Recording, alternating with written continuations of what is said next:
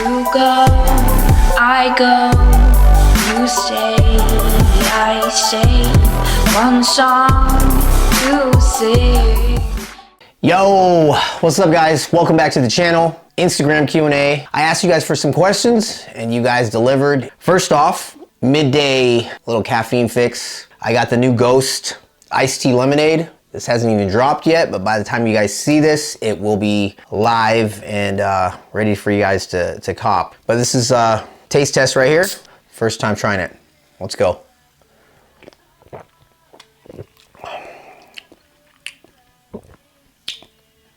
I'm a big fan of iced tea.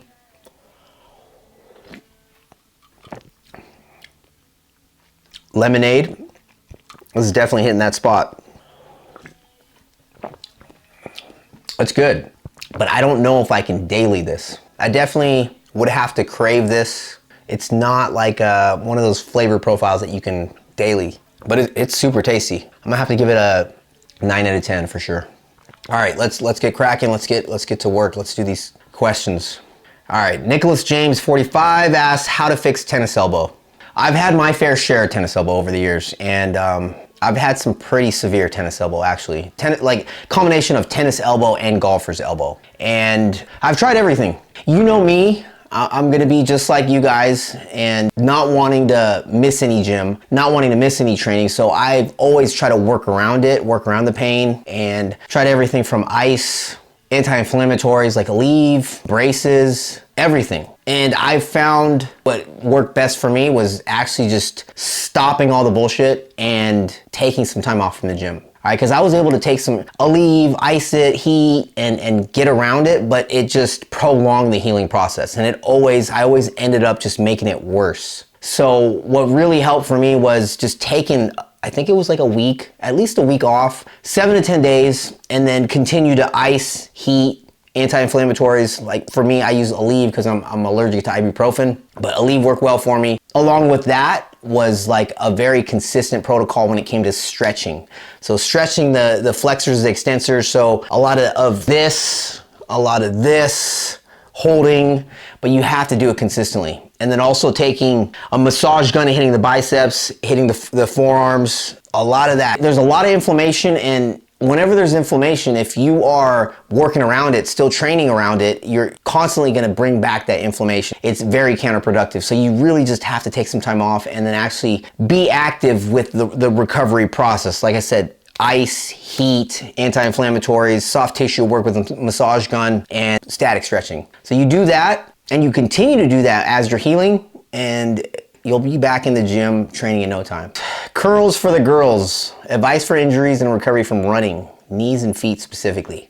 Another good question. I've been through both. When I first started running with bad technique, 20 pounds heavier than I should have been in a bulk, I ended up having a bad case of IT band syndrome. And that's basically tightness in the TFL, the hip area, and it's basically your IT band pulling on your knee, causing discomfort, causing inflammation and pain. And that also led to plantar fasciitis because everything was just off. There's so much tightness on my right side that it led to me running differently, striking differently. It was just repetitive, unnecessary stress to my feet. And that also came with freaking my shoes. At that time I was riding, I was hitting the gym, I was running my CBD store, and I was always trying to find like one pair of shoes that I can wear daily and use for my whole day, without me having to switch shoes. So like I was a big fan of Vans. I rock Vans, even like Chucks, very narrow toe box, very restrictive on your feet. Your feet are designed to be like this. Your toes are supposed to be spread and moving freely, but Vans have you like this. The combination of me running and wearing Vans, very narrow toe box shoes,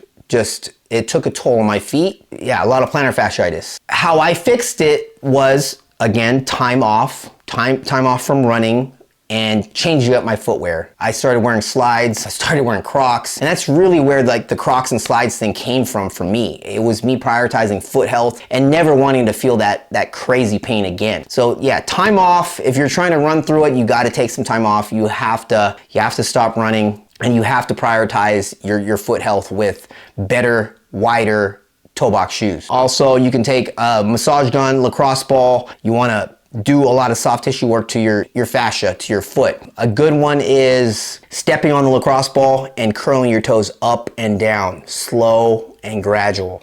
That's gonna tear up that fascia and just really release all that tightness. And it's also gonna build strength in that fascia in your foot. Prioritize the foot health, stop wearing narrow ass shoes, and just take some time off. Ice and heat, of course. That's what worked for me. So these questions are good, and I can easily answer these because I've applied it, I've gone through it myself. So that's coming from an experience point of view. And I've helped numerous clients, friends, family recover and heal up from these types of injuries. Learn from my mistakes, guys. Danny via Fitness, do you prefer following a meal plan or counting macros for optimal digestion? If you guys have been following me for a while, you guys know I'm about tracking macros, and I'm so against meal plans.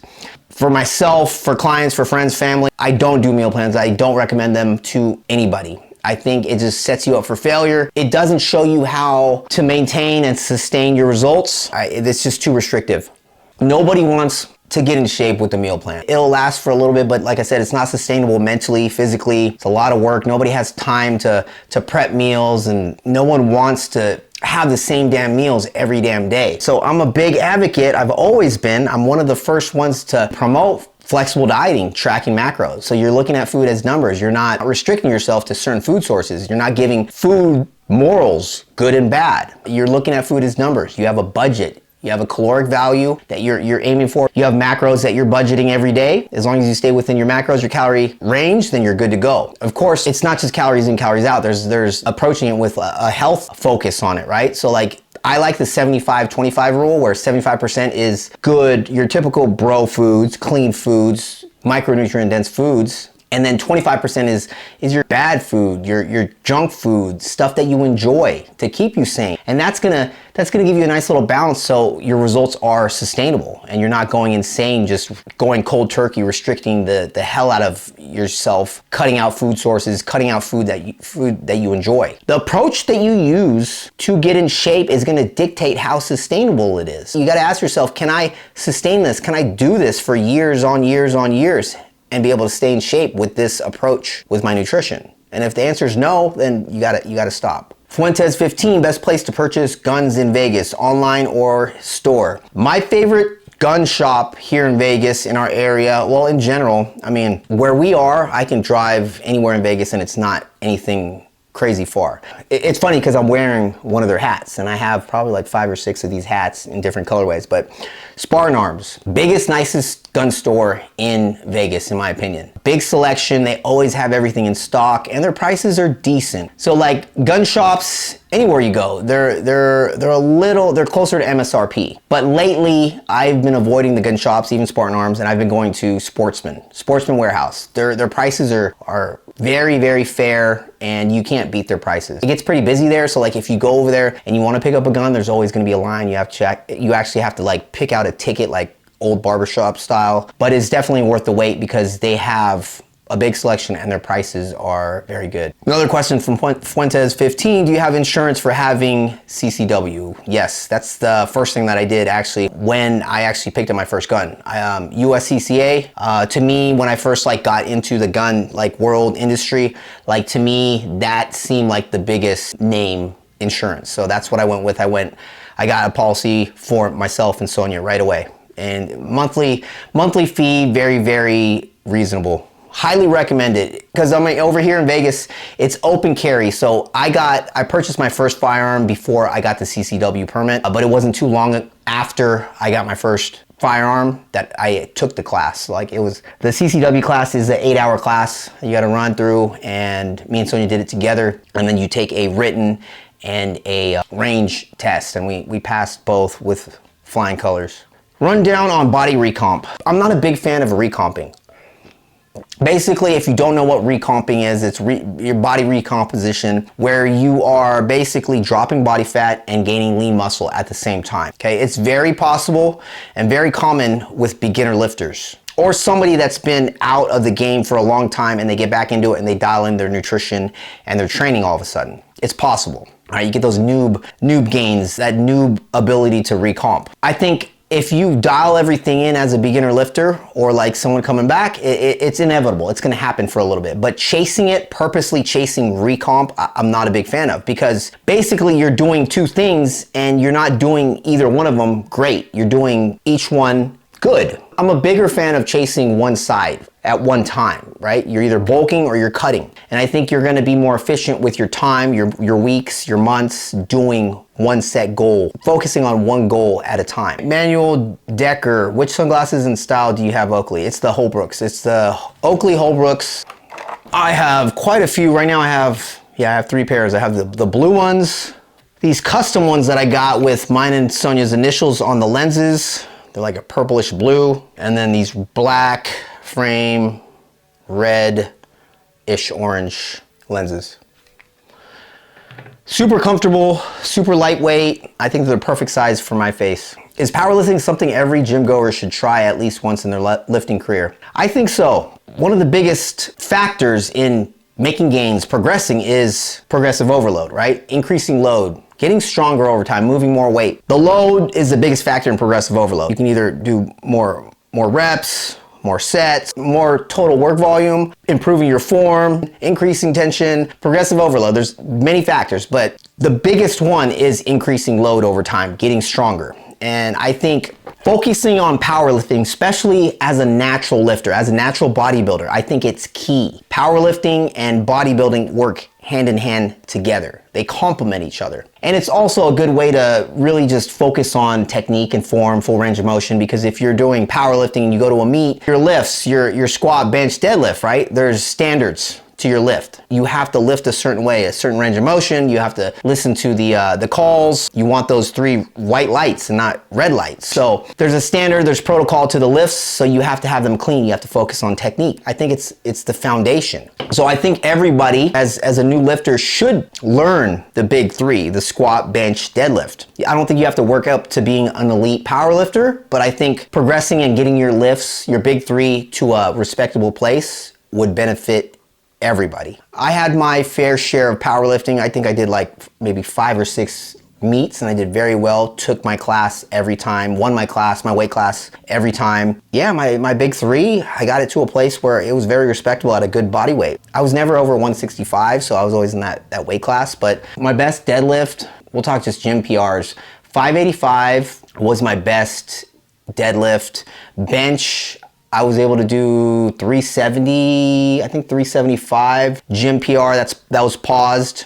Squat was probably my weakest lift, but I think I did like 450 full depth. Those were gym PRs. And then I think, so meet PRs, I think I was able to do 350. Bench, deadlift was like 550. Squat, I believe, was like something lower. It wasn't too crazy, like 425. But yeah, highly recommend dabbling in powerlifting as a new lifter, especially if you're a natural lifter, because strength is key. You need to be getting stronger if you want to continue putting on lean tissue over the years. Zach Baychuk, Gatorade just as good for intracarbs and sugar as a candy? Yes, probably even better because it's liquid form and it's a lot easier to absorb. The whole candy thing, it's just, it's simple. It's nothing crazy. It's just getting more carbs in, more glycogen while I'm training. It's Gary Singh. What's up, man? Gary is a current client of mine. He's in my wolf pack right now. He's killing it. When tracking macros, how much difference does intermittent fasting make? It makes very little difference. Intermittent fasting is simply a scheduled protocol. It's just manipulating the time you're feeding and fasting. At the end of the day, it's just your numbers, your total for the day. It doesn't matter what your feeding window is, as long as you're hitting those numbers. The week's trend that matters the most. J Kendall 503.